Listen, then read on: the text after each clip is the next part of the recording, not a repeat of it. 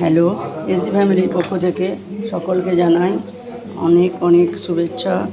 বন্ধুরা সকলে কেমন আছো? আশা করি ভালোই আছো। তো এই দেখো, আজকে আমি নিয়ে এলাম পটল পনির রেসিপি। এই দেখো, পটলগুলো আমি আগে লম্বা লম্বা করে কেটে নুন বুলিয়ে রেখেছিলাম, তারপর ভেজে রেখেছি। আর এই যে পনিরগুলো একটু ভেজে নেব। পনিরগুলো হালকা করে ভেজে নেব।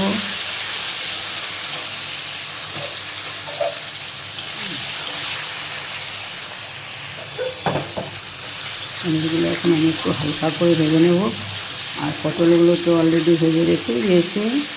আর এখানে মিক্সিতে বেটে রেখেছি বাদাম, চালমগজ, আর নারকেল একটু, আর একটু পোস্ত, দই মিক্সড করে বেটে রেখেছি।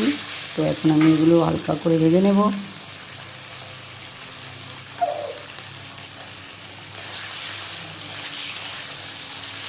খুব বেশি ভাজতে লাগে না।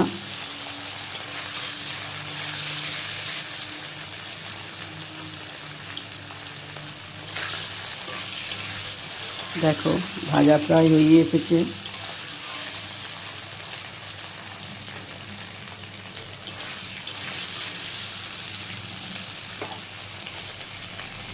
এখন আমি পনিরগুলো তুলে নেব।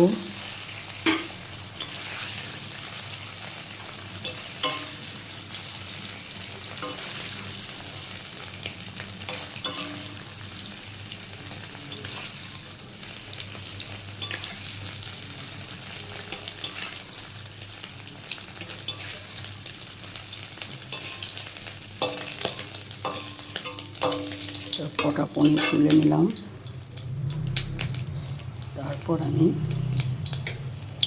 আর একটু তেল দিলাম।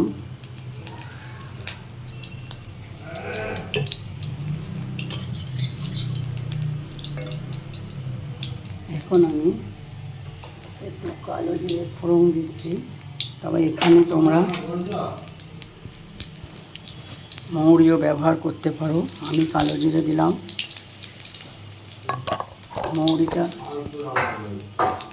মৌরিটা ব্যবহার করাই ভালো।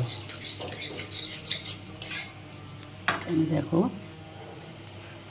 গরম হয়ে গেছে।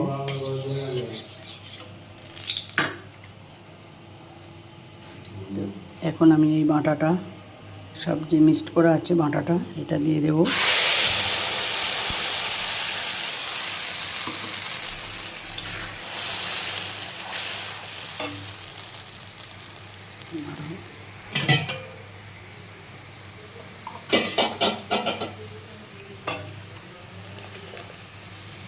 জল দিয়ে দেবো। কেননা পটলগুলো আছে তো, যতই ভাজা হোক না কেন, তবু পটলগুলো একটু সেদ্ধর ব্যাপার আছে। তো আমি জল দিয়ে দিলাম।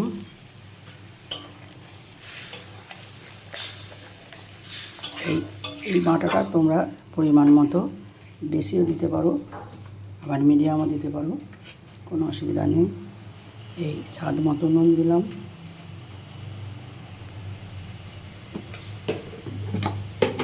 যেহেতু দই আছে সেহেতু মিষ্টি একটু লাগবে। এই চিনি দিলাম।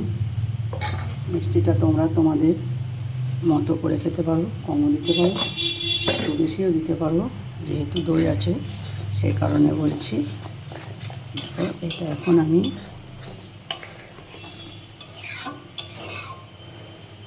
এরপর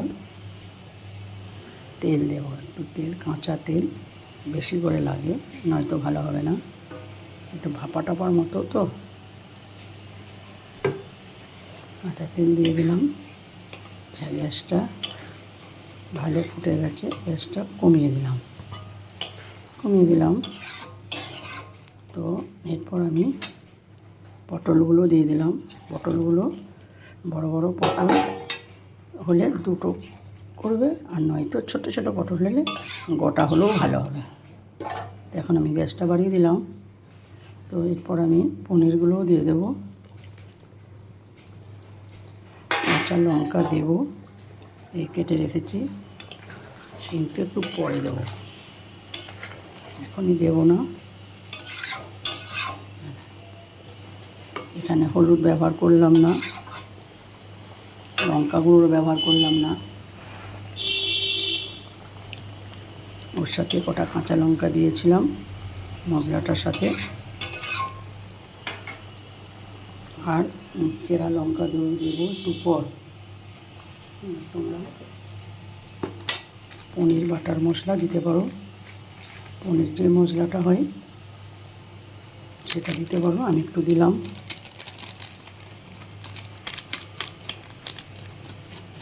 একটু দিয়ে দিলাম। তোমরা এটা ব্যবহার এখানে করতেও পারো, নাও পারো, তো ব্যবহার করলে আমার মনে হয় আরও ভালো লাগবে টেস্টটা। তো দেখো আমি এই অবস্থায় মিডিয়াম আঁচ করে ঢেকে রেখে দেব। বেশি টাইম লাগবে না, পটল ভাজা আর পনিরে তো টাইম লাগবেই না। তো এই অবস্থায় আমি গ্যাসটা একটু কমিয়ে আর ঢেকে রেখে দিলাম।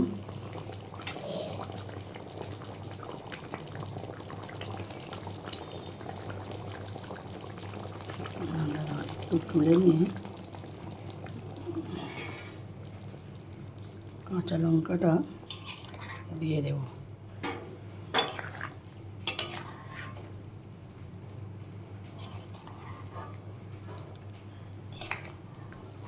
এই রেসিপিটা রান্না করতে বেশি সময় লাগে না, খুব কম সময়ই হয়ে যায়।